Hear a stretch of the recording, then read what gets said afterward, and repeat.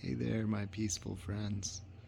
I thought I'd do a short video here with a little dialogue conversation about some of the work that I've been doing recently.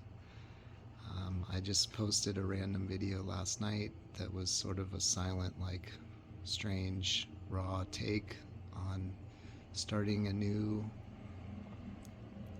adventure, a new game that I'm playing with my work and my life as an artist, as a ecologist, and a spiritual being, because a lot of my work is kind of taken on this new spiritual vibe. So let me just get into it with you here really quick. I'll show you some things I've been working on. So I've been getting into weaving and fiber art recently, and it's been just creating this massive flow of inspiration in my life.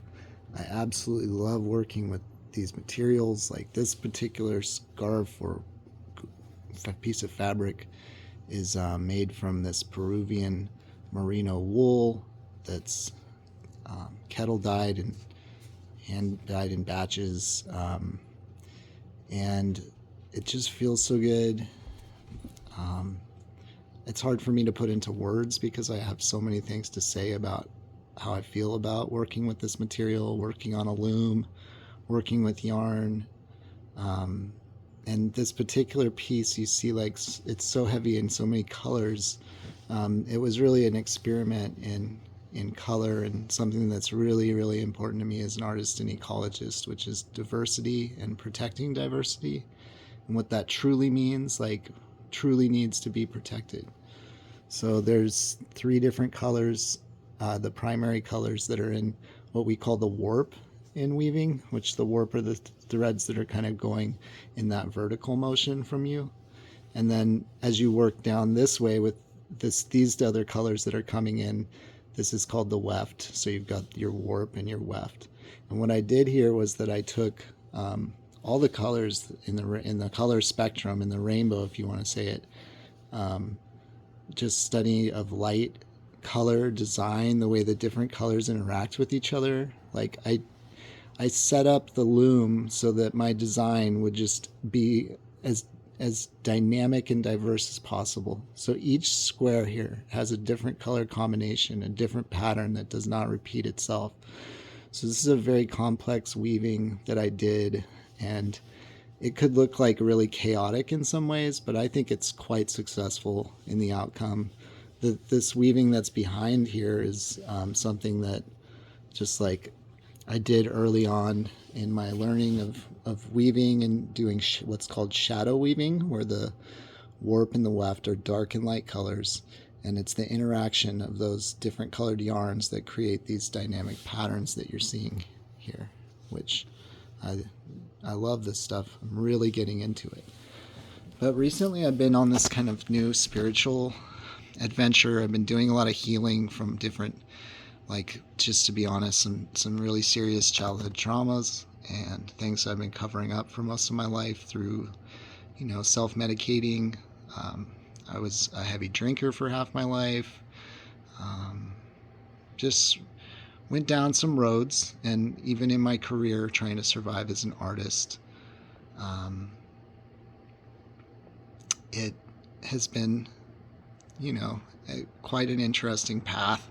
And I'm really just getting into this idea of following my own spirit, believing in what I want to believe in, and creating the kind of life and world that I want to live in. So this is this thing that I've been learning about that's called yantra. And a yantra could be also translated as a loom. It's a vehicle. It's a tool that you could use in meditation, visualization, to use different shapes and patterns to reflect ideas and thoughts and focus. So this particular one here is kind of in a nutshell about bringing peace and protection to the world and to myself in my life. It coincides with this little watercolor painting here. And what it is that I'm looking at the spirit of these different animals because I happen to be a person that's deeply, deeply connected to nature and animals and have an ability to communicate with them. So I don't speak to them in English. Sometimes in my head or out loud, I might speak out loud in English, my primary language. But the way I communicate with animals is on, I guess you could say, almost a spiritual level. We communicate through more body language and facial expressions, if you want to, eye contact, things that are much more ancient forms of communicating than the English language.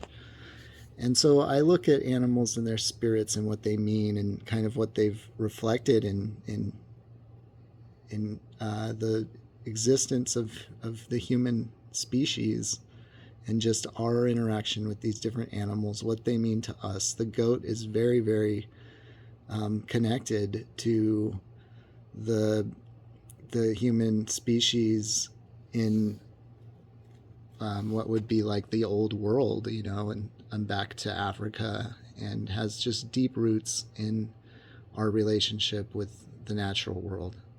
It's a wonderful, wonderful creature that have these beautiful qualities. I have a friend that has a goat farm nearby where I live, and these guys are a lot like puppies. I mean, they're just so silly, and they can be fools, but they're wonderful creatures. And so this one particularly has this prayer of protection. These new paintings I'm doing are embedded with a ton of symbolism and deep meaning that would take way too long to go into what all these messages are about. But I'm going into kind of ancient symbols and roots, some ways influenced by artists like Basquiat and his usage of the symbol source book. And some of those symbols are actually in here from that Henry Dreyfuss book that Basquiat used.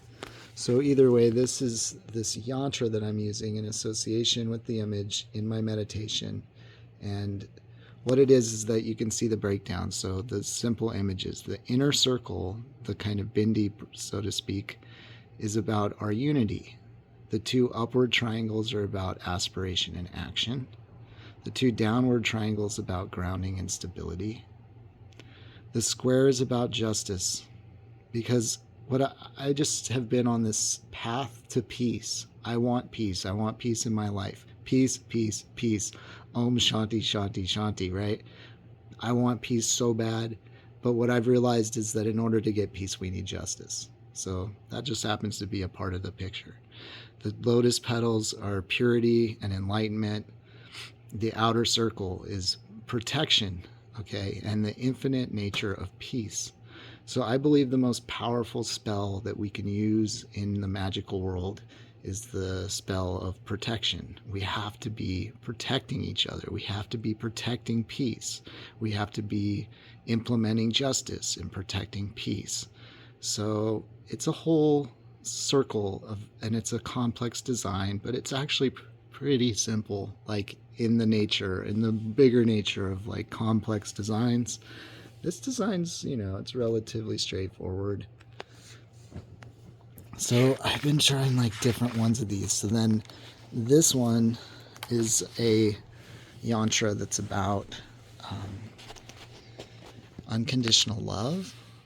And it is associated with this image here, which is of this ancient dear goddess, mother, who is the perfect mother of unconditional love, the one we truly depend on, Mother Earth, for sustenance, for air to breathe, the most fundamental need in life, for water, nutrition. She provides. We just need to remember her. She's oftentimes hidden from us. It's like the idea that, only if you're looking for true love will it find you, that there is true love out there for us. She's with the fawns. She comes in threes. She's just like a nurturer and a wonderful, wonderful being that I think we all need a little bit of unconditional love in our hearts. We deserve it. So again, this is the image. It's the heart is the core of kindness. The circle is the cyclical nature of kindness. The feather is the gentle touch of kindness.